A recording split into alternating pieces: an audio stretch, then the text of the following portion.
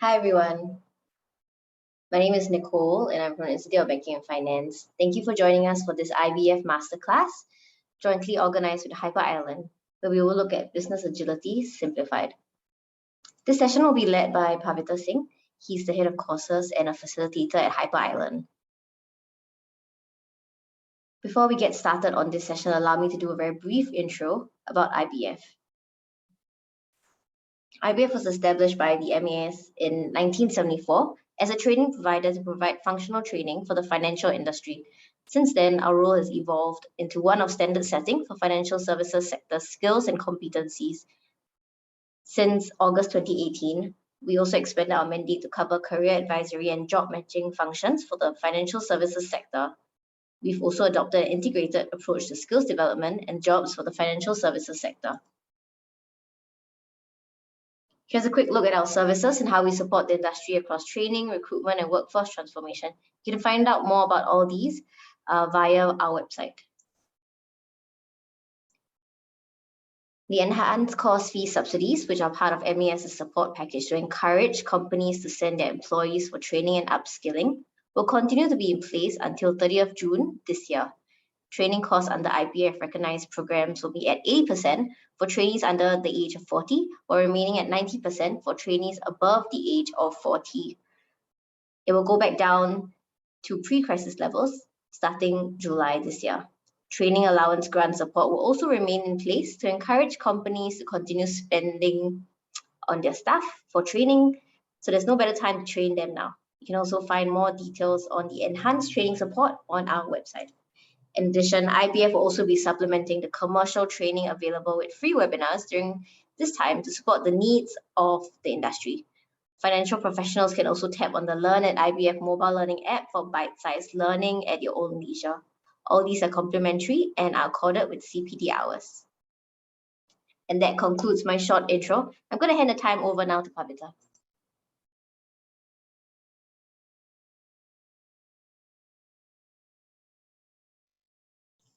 Sorry, Pavitra, I think you're on mute. Sorry. Thank you so much. Good afternoon, everyone. Welcome to this talk. Thank you all for taking the time out this afternoon.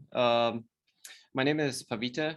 You can call me Pav. And I'm going to take over the screen right now to start sharing what we're all here to learn about, business agility, simplified.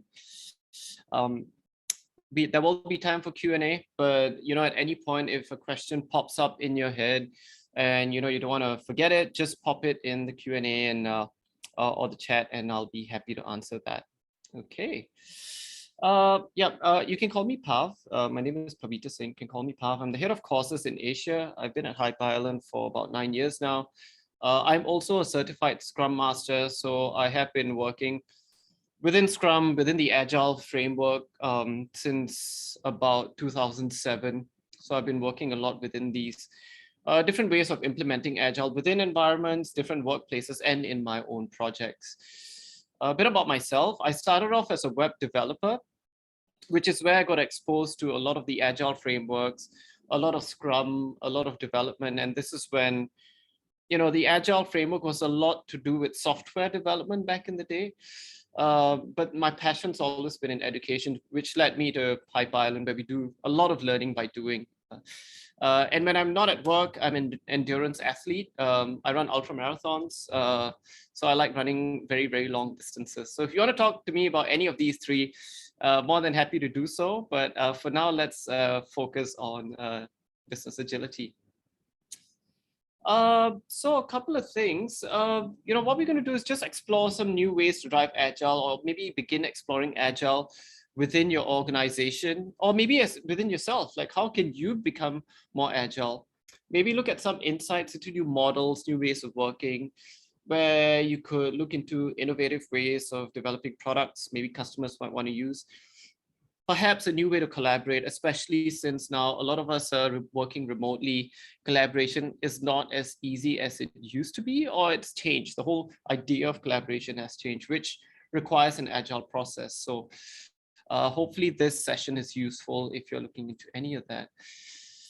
And maybe it could be, because you're looking for some inspiration to create a bit of an agile way of working or agile culture within your team. Or are you looking to maybe work more efficiently as a team or individually? That might be helpful for you. Just a quick intro about Hyper Island. We've been around for quite a while. What we do is we empower organizations to learn, grow, and lead in the digital age. We develop transformative learning experiences. We try and get businesses to unlock progress, solve problems that matter. We've been very thankful to be involved with the IBF for quite a few years now. And we've been working with a number of financial institutions within Singapore, empowering individuals across multiple pillars, agility, digital transformation, digital marketing, and data. And we lead change. We started in 1996, so we're over 25 years old, and we work across a variety of different clients and industries, but a lot of the focus in Singapore has, of course, been on the financial services industry, across different organizations. So we have about 8 learning hubs. So, we've got an office in Japan, Singapore, so APAC office. Our head office is in Stockholm, but we also have campuses in Manchester, London, New York, and Sao Paulo. So this is just us as a glance. We've grown quite a lot over the past number of years. So let's get into this idea of business agility. And before that, let's just think about where we are today and what's changed, because the future is here. If you were to think back 10,000 years ago, it was the agrarian revolution. We were growing, plants, it was more farmland, which led on to the industrial revolution. It was, steam trains, automobiles, getting cars, all that sort of big, bulky industries. Until about maybe the 70s is when the digital revolution started taking form. Digital started getting into everyone's lives, and not just computers, it was even TV, cable TV, for example. I'll never forget the first time I got internet in 1996. Where we are today is very, very different. You could call it the Industry 4.0 or the fourth industrial revolution, where our relationship with technology is a combination of our heart, our mind, wireless connections, robotics, AI, machine learning. it's a lot more complex. We are in this really strange revolution, and it's changed quite a lot of things. It's changed the way we live, the way we work, how data is used, how businesses operate, how complex organizations are, our interpersonal relationships as well. I mean, if you've watched Netflix series, The Tinder Swindler, I think that's a classic example. And we are definitely shifting towards a much more non-linear world. And that's what a lot of businesses are struggling with, where things used to be very linear, almost like a factory, sort of something in, something out, but it's not like that. It's because how we as customers, it has changed as well. Because it's changed how our world is going to be impacted. Imagine this, World Economic Forum states that by 2025, we'll have the first AI machine on a corporate board of directors. We will have the first city with more than 50,000 people and no traffic lights. 10% of reading glasses are going to be connected to the internet. In fact, Facebook and Ray-Ban are getting together to build Ray-Ban stories, where Ray-Ban sunglasses will be connected to Instagram. A little bit scary. I'm a bit skeptical about it, but that's my point of view. 10% of clothes connected to the internet. Lots of things happening, and that impacts so many different industries. It impacts not just supply chain of fashion, but it would impact how consumers buy and sell things, how payments are made. Imagine payments being made through clothes, for example. How does that impact the financial services? How do you look at security, for example? I'm not sure, but that's what we're here to explore. Because what we need to do is we need to adapt more. Technology is going really, really quickly. Our aim is we need to learn faster, govern smarter, but in order to do that, there's a need for businesses to break a few sort of silos, perhaps loosen a few chains, become a little bit more agile and nimble.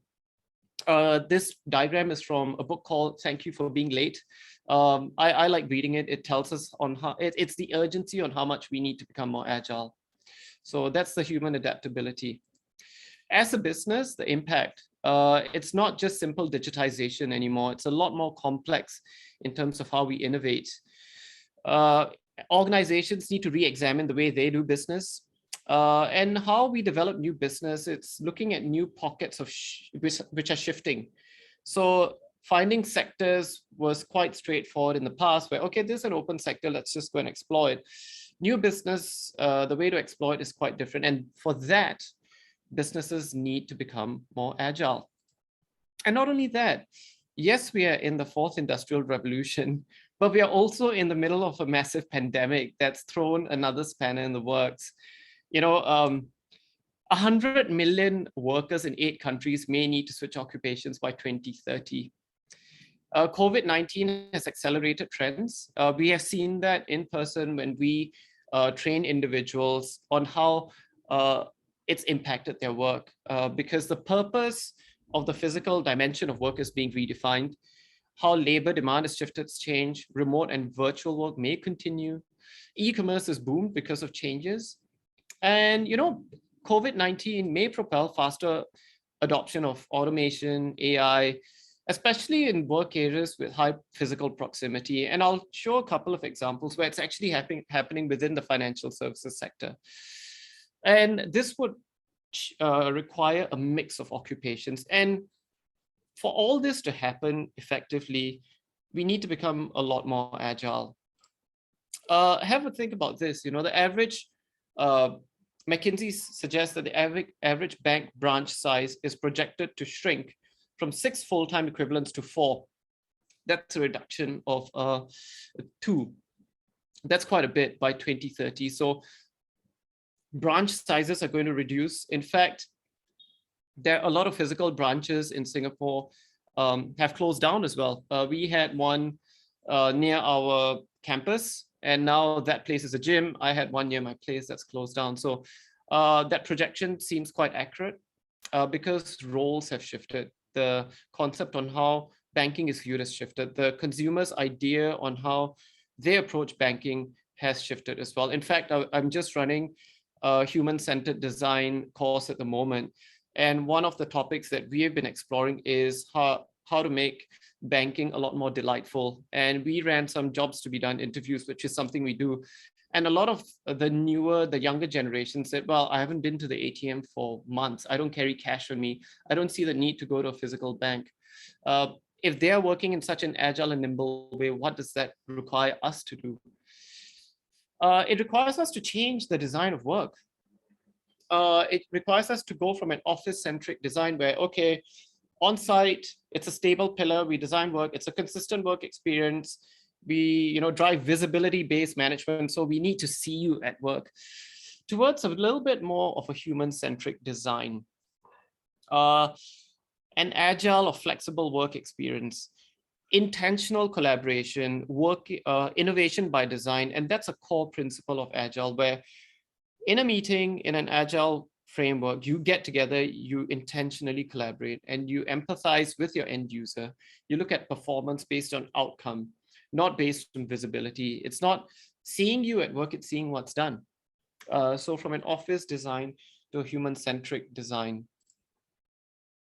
And we see evidence of that. These are screenshots that were taken quite recently. If you look at some of the key financial institutions around Singapore, there's a lot of work going on about embracing the future of work, about upskilling people to become more agile, to become more resilient as well, because of the impact of the fourth industrial revolution and the impact of COVID on people. So there's a huge shift and a big movement around that, which is exciting for some, but for some it can be, ooh, this is a little bit intimidating. How do I even get started on agile? And I'm going to share a few tips in a short while on how maybe you can become developing a better way to become more agile. Because there's a huge power in it, and it doesn't really matter which part of the organization you're at. I've worked with participants. Some of them go like, well, I'm just a tiny cog in a big wheel. I can't really be agile. And that's really not the case. You don't have to be, it doesn't matter where you are. You can be a leader, you can be middle management, you can be someone who's just joined. It's really about understanding what agility is. Okay, I've got a question, really good questions. Agile, an acronym. It's agile. It's just the word agile. So that's a really good question. And I'll talk a little bit about the agile principles in a short while. What agile aims to do, and this is business agility in retail banking, is to drive a little bit more autonomy. And that can be really, really difficult for some organizations where autonomy has never been really the case, especially in highly governed environments, But it's about developing trust within your team, especially since you're working remotely a lot more. Trust is even more important. People should know the problem, make decisions. Teams should have the mandate to make their own decisions. I talked about collaboration earlier. Find out ways to collaborate. The revolution is in the behavioral part of it. And it's about learning. How can we learn from each other? In the previous slide, you saw how certain financial institutes in Singapore are really making a big push in developing their employees. And we've been very thankful to be part of that for some of these organizations. And we've seen a big shift in terms of their behaviors as well. But also it's about transparency. Be open, be transparent on the struggles you face, celebrations you have. And the leadership, on the other hand, to be agile is maybe not interfere on a squad level, not give instructions, but give the why, the purpose, the what, the context. And with the autonomy, the collaboration and transparency, there's a huge power in how the teams can become more nimble, more agile. Also for leaders, if you want people to share whatever they're not proud of, you have to do it yourself first. So set the example. If you're trying to be agile and do agile for your team. And I think there's huge power in both of these. If these two can go hand in hand, an organization will definitely become more agile. And I'm not saying it can be done easily. It takes time. It takes a lot of effort. So our approach, how we tend to do things, if you were to learn agile, is quite different. Like I said, I'm a Scrum Master. Uh, don't expect a Scrum course, because our aim is to develop agile behaviors and agile approaches. What we do is we get you to think on how you can become more responsive, more maneuverable. Um, you know, there's an old school of thought that we are in a very dominant, control-oriented world, but that was the past. There was probably a lot more towards the industrial age, maybe a bit more to the digital age. But what we tend to do is we get people to try stuff out, prototype, build an MVP, explore one of the agile frameworks called Scrum, develop a new business model, look at the lean canvas, how do you pivot? How do you change? We need to get away from this. We need to get away from being control oriented, mistake averse, know it all. Going back to the human-centered design session that I was running, there's this big fear, I was running an ideation session and hardly any ideas came about. And I asked why, and everyone said, oh, I'm afraid. I'm afraid of putting ideas out because I'll be shot down. That's a big, there's a tendency for all of us to do that. And that's a cultural problem that we try and overcome. Because once you can overcome that, that's when you're not afraid of making mistakes, because a mistake it's not a tattoo, it's just a bruise. It's just a way to learn more about your customer. So we're trying to bridge that gap. And the way to do that, you start small and simple, learn from some startups. I used to work in a startup a long time ago, and we were a team of 6. We were doing everything, taking out the trash, printing paper, all that sort of stuff. But we learned a lot. You start small and simple. Learn from your data. There's this new concept called omniscience and a worldview mindset. Organizations such as Unilever drive that. And what they believe in is that every employee within the company should be able to have an insight to the customer. What that means is you need to think about how you're sharing your data within your organization. Is everyone having the ability to view the customer's mindset, how you're doing? Are there dashboards in place so that you can learn from your data and apply it straight away? Or is it behind multiple firewalls that no one has access to? I've worked with some financial institutions where there are some salespeople who don't have access to the right sales data that they need. And it's so difficult to get. And that stops them from becoming more agile. So if you're working with data, how can you learn from it better? Because by learning from your data, becoming more nimble, you're moving from a cannonball, which is a predictive process, right? Cannonball, you move your cannon, you aim, and then you fire away. And sometimes you miss. It's predictive. However, what we try and do in Agile is get you to think about becoming a bit more of a homing missile. Maybe something a bit more adaptive. Because a homing missile, you've got a moving target. Think about your customer as a moving target. You move towards one direction and then the missile follows and it follows and it follows. And that's what Agile is. Because the predictive process has maximum certainty environment, because the assumption is customers know what they need, organization knows how to deliver, and nothing will change on the way. And Google released a report a couple of years ago on the messy middle. And the messy middle was referring to us as consumers. When we are in the buying process, we really don't know what we need. We are discovering what we need. And that's really messy. And that's a low certainty environment for organizations. So organizations need to be a little bit more adaptive, because the customers are discovering what they need. And the organization, on the other hand, needs to discover how to deliver. And many, many things change along the way. And that can be a bit scary for some. And I was asked this question once when running an Agile session. So if many things change, is it unpredictable? And my answer to that is it's not unpredictable, it's adaptive. Because what the Agile environment does is it says, okay, for the next 2 weeks, this is what we're going to deliver. And that's exactly what you deliver. And then you do a review after that. And if things change, you change the deliverable process. So it's about adapting and not sort of changing things on the fly. Because in the agile business, responsiveness and maneuverability are the most important characteristics, when it comes to rapidly changing competitive consumer and company contexts.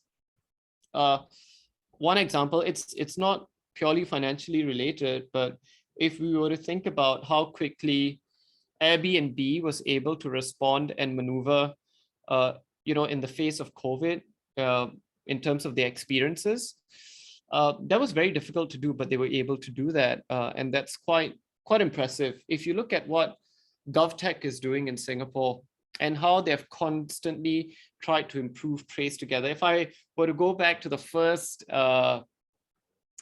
iteration of Trace Together, yes, it was very buggy, it was draining my battery, and it didn't really work. But look at it now, it's how they responded to feedback, how they were able to maneuver and constantly improve. They changed the context, they rapidly iterated all the time, and they listened to the customer. And eventually, it's definitely, if I were to compare how it was when Trace Together was first launched, in fact, I deleted the first Trace Together because it was draining all my battery. And now, massive difference. And that's the importance of Agile, because you're looking into slow increments towards a long-term goal. That's how you build an Agile business.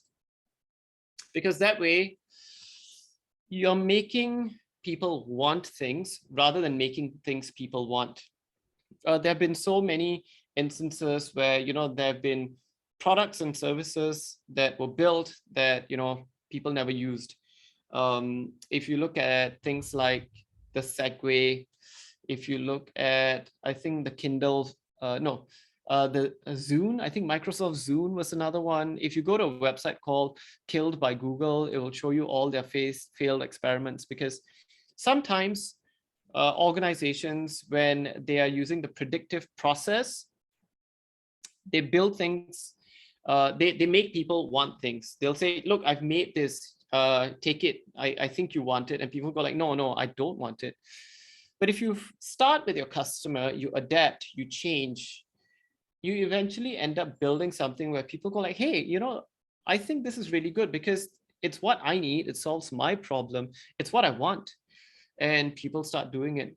What's been really exciting to see is the increase of that within the financial sector in Singapore. For example, when VTL was first launched, I think sometime last year, I did a bit of research, and immediately there were a few insurance organizations that transformed their front-facing website, their homepage, to showcase some of the travel COVID-19 insurance that they had put up. And I think that was really exciting to see, because they were responsive. They anticipated what people wanted, because if there was travel, people would want things. People would want some form of insurance, and they immediately made the change. That was really cool to see, and it'll be great to see more of that in the future.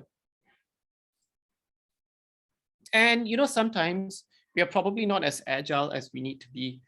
I'm guilty of that sometimes. Yes, I'm a Scrum Master, but sometimes a Scrum Master doesn't necessarily mean you're agile. Agility is more for behavior. It's a way of learning. It's a way of being. And there is through our experience, what we have seen is you can have a room full of people who are all, Scrum trained, but are unable to work in an agile way because the culture doesn't allow it, or the way the process has been set up doesn't allow it, or there's not enough trust within the team, or how the project's been created doesn't allow it as well. Because what happens is, yes, you get training in Agile and Scrum, but then you go back to sitting in a big boardroom. Some of you might recognize this, maybe less so the boardroom because, we're all virtual, but imagine the boardroom as a Zoom call where you're sitting, your camera's off, you're listening for a really long time, for an hour. And, at the end of it, you say, okay, thank you. And that's the only word you say in a Zoom call. That can be very common. or if you are constantly busy all the time and you don't really have time to be agile, you go like, I'm too busy, I can't be agile. You start losing your creativity. You're just going through the motions of your day-to-day world.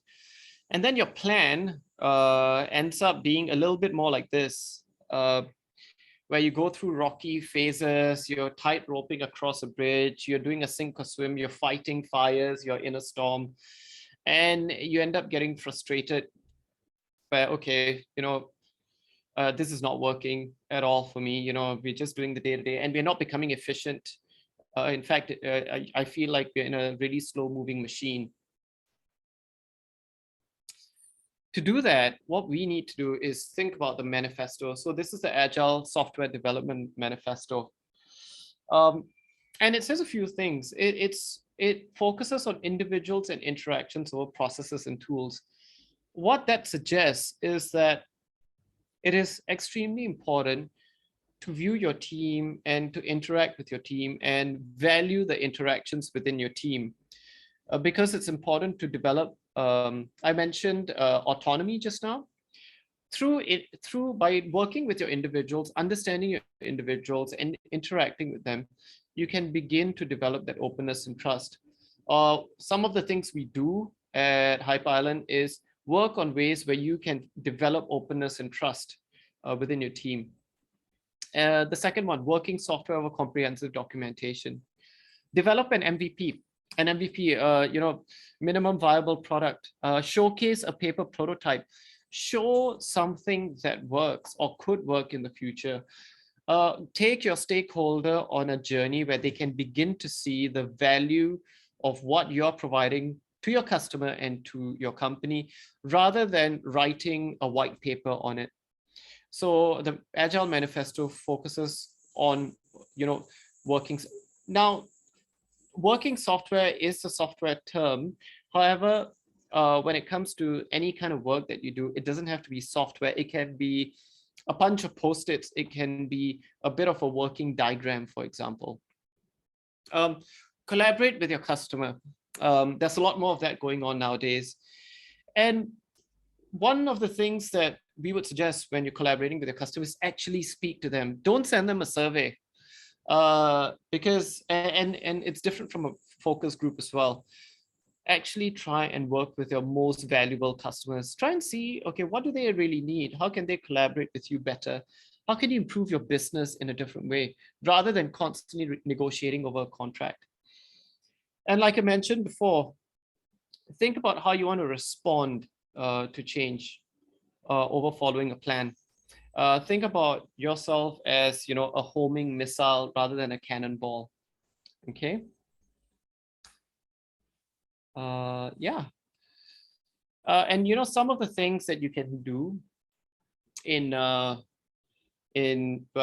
Scrum or in any typical agile environment is you plan. You spend a lot of time planning. I'm in the midst of a couple of agile projects at the moment. And what we do is, we create a bit of a backlog, like, okay, what's our goal? We set our objectives and key results. And we go like, okay, over the next 2 weeks, what are we going to do?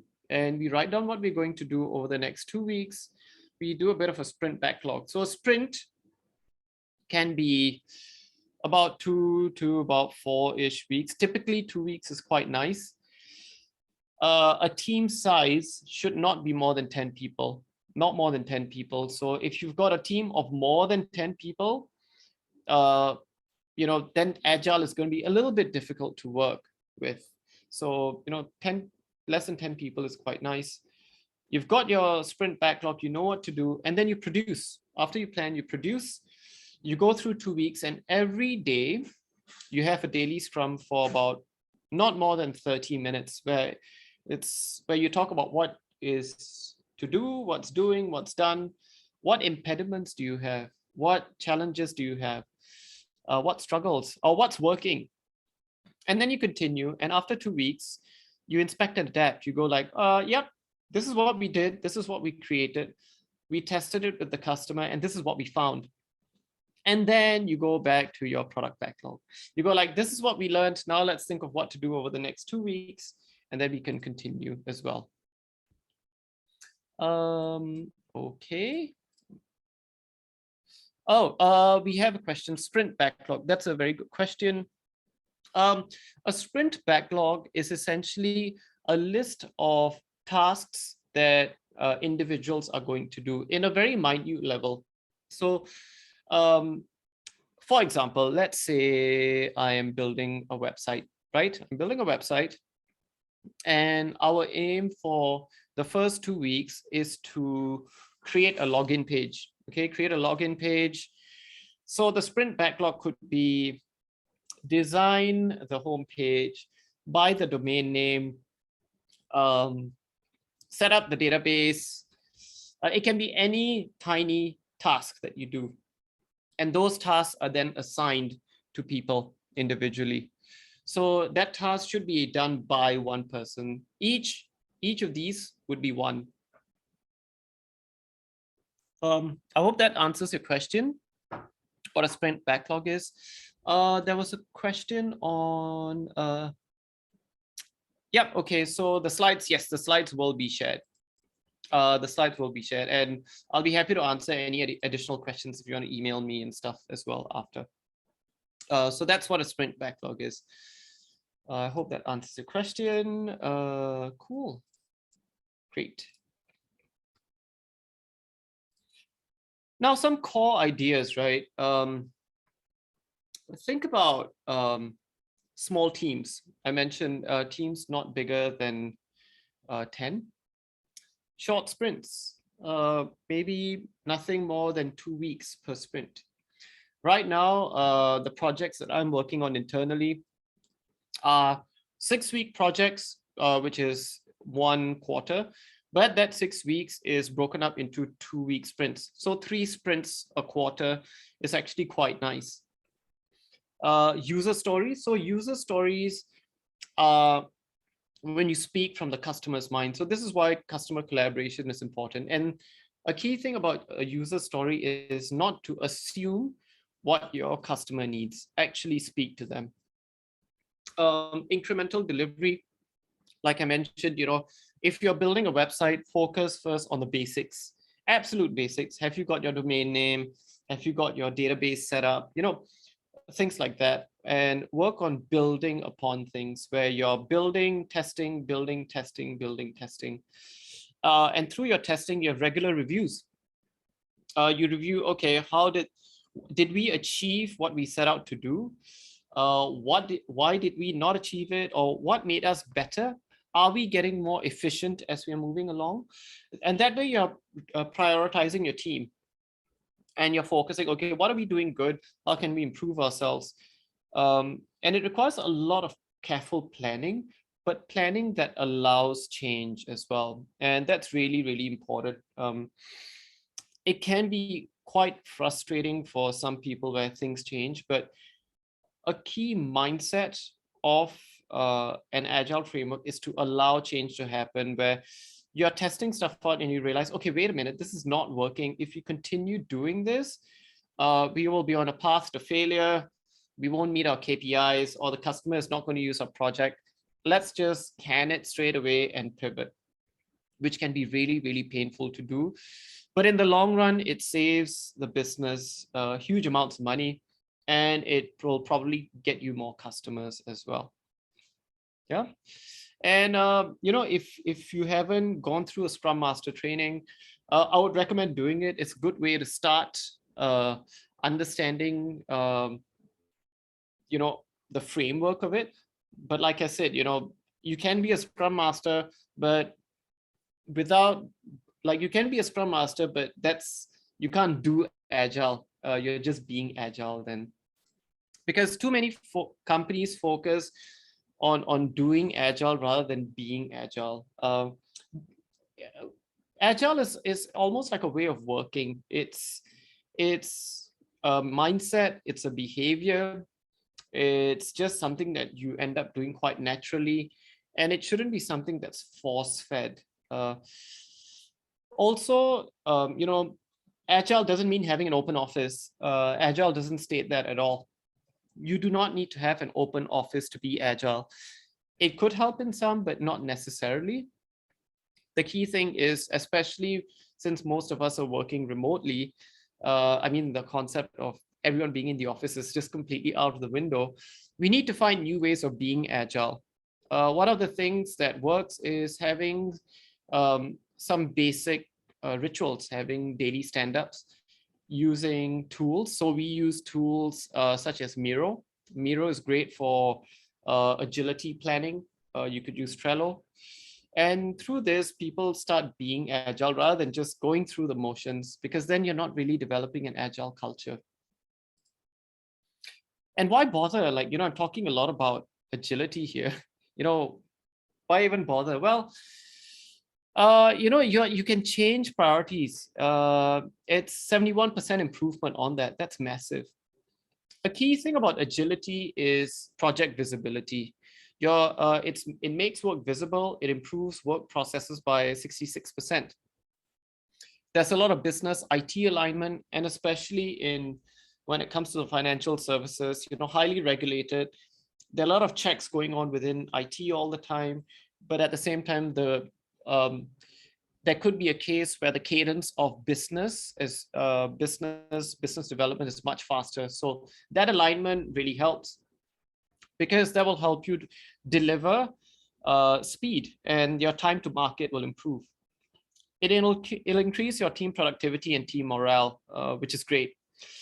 And surprisingly enough, although Agile talks about dealing with change, Agile helps you make your project more predictable, where it's predictable in terms of, this is what we set out to do, this is what we delivered.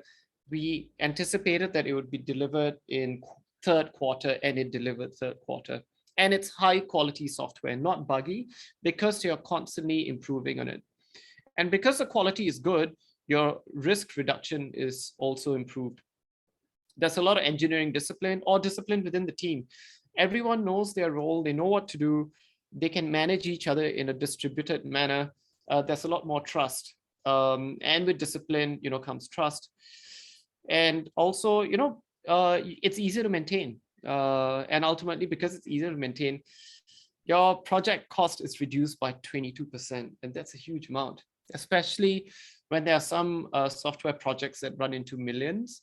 A 22% reduction is quite big. So these are some of the reasons why it's important to adopt Agile. And also, maybe some ways to become even more radical. So if you're trying to wonder, like, okay, what are some radical ways if I really want to make changes, cause some ripples? What can I do? Well, maybe give people a meeting budget. Tell them, okay, we are running a meeting today. The meeting will automatically stop in 1 hour. And you have to plan around that. So plan to ensure that, everything is set, and that's your budget, 1 hour, and you finish it in 1 hour, because Agile requires you, if you've got a 15-minute stand-up, it is a 15-minute stand-up. You can't digress, you can't take it further. 15 minutes is 15 minutes. Is there a way to make work visible? Maybe explore some technology to do that. I mentioned Miro, M-I-R-O, which is really good. There are lots of templates out there that you can use, which are free. We use a lot of Miro on our Agile course. I like using it, it's really good. Trello is very good. On a side note, I used Agile to plan my wedding, and I used Trello. It was very useful. So I use technology to be a bit more radical in my wedding planning, and it helps. So if you're planning to get married, use Trello or Miro to build an Agile board. It might help. Combine your development and operations. Cross-collaborate a little bit. If you're leading a team, let the team decide. Is there a way to gamify work a little bit? Is it possible to let your customers decide? That way you might start getting your customers to collaborate and putting your user stories up as a front post. Can you compete with yourself? Make yourself a little bit more efficient. Embrace distributed working. I mentioned earlier, distributed working is here to stay. Our point of view is we don't think it's going anywhere. It will probably be the future of work. Encourage experimentation, allow people to fail. And if some projects are not working, stop some projects altogether. Maybe these are some things you might want to explore. Radical agility could be a way to go. Or if you want to take a couple of steps back, maybe how can you start becoming more agile? And the image you are seeing on the right is the first iPod, which is in white. And what it's on is the prototype of the iPod. That goes to show the value of incremental agile approaches. It doesn't matter how it looks like initially. It's about telling a story. It's about showing incremental growth. It's about getting things better as they go along with the final goal. So have a well-defined scope.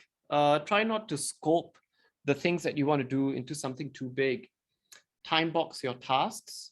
That's really important.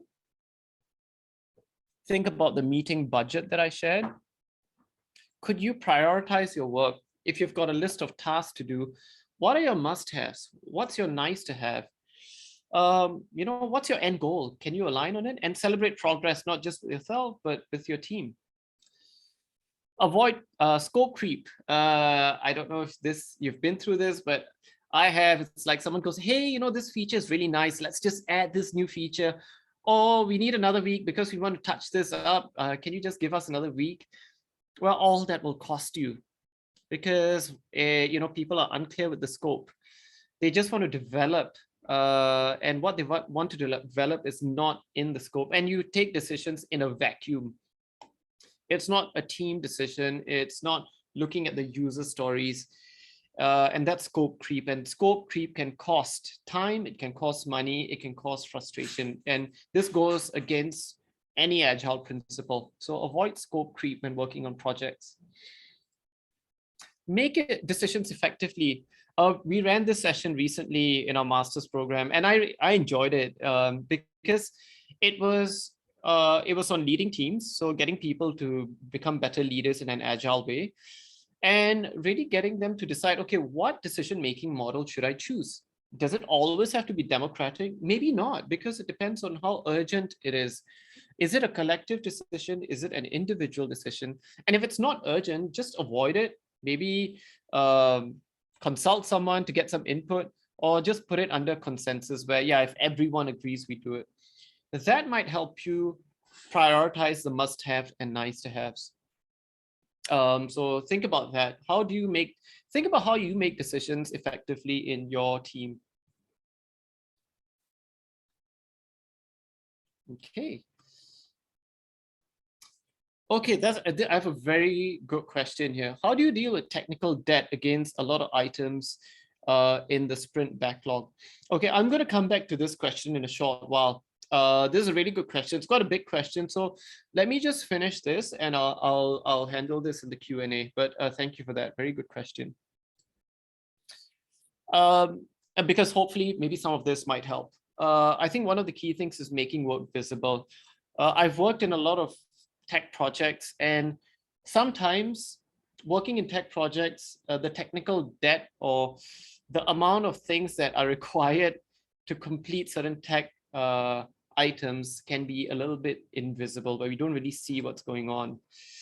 And it can happen because of a few things. People take on more than they have the capacity to do so. I'm guilty of the second one. It's very easy to say yes, but very hard to back out after. And not realizing how big the task actually is.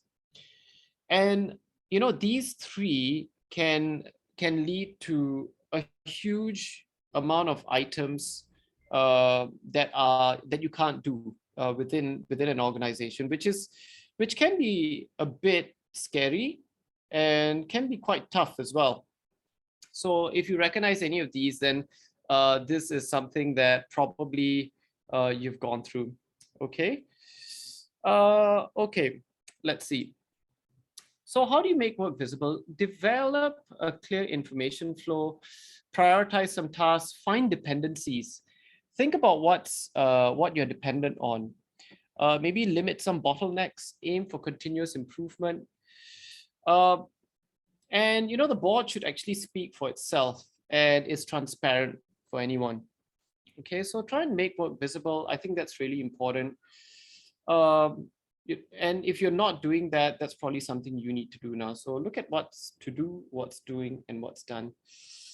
During your stand-ups, then you start moving things around.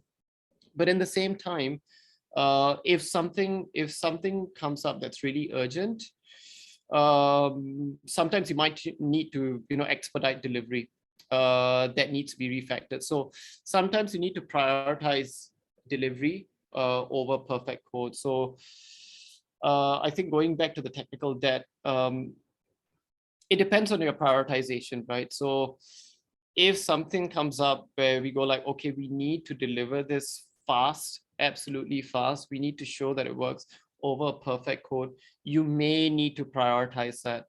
And sometimes it may involve getting your product owner to have a chat, or you could get your Scrum Master to speak with your product owner.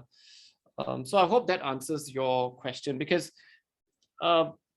it's a tough thing to deal with, technical debt, but it really depends on what your priority is at the moment, if you really need to get something out.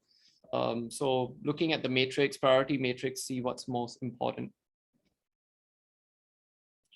And think of an incremental mindset, focus on delivering desirable value. What you see on the right is Revolut's iterative process.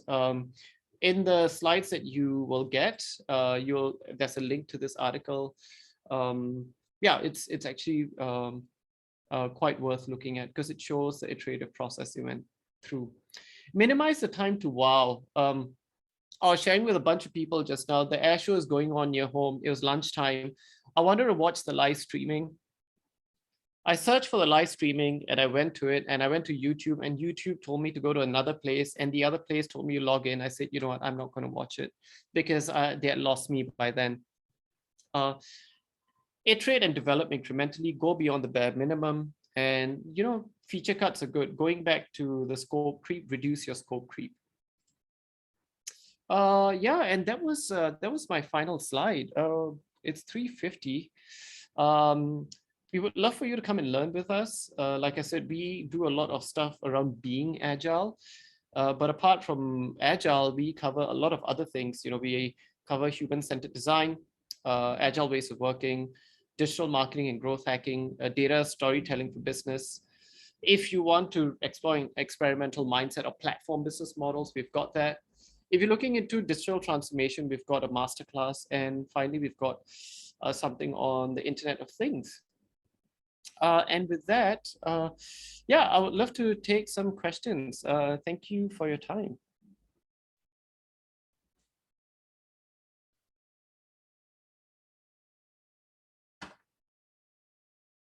Any questions? I've got the Q&A open right now.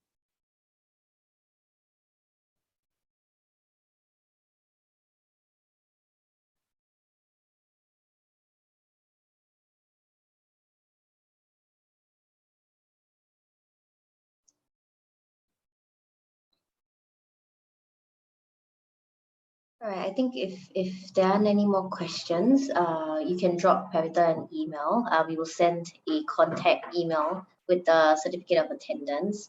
So with that, thank you very much, Hyper Island. Thank you very much, Pavita, for sharing more. So the certificate of attendance will be sent to everyone along with the recording within the next 5 working days. If you have any questions, feel free to drop it to IBF, contact IBF. Thank you very much, guys. Take care. Bye.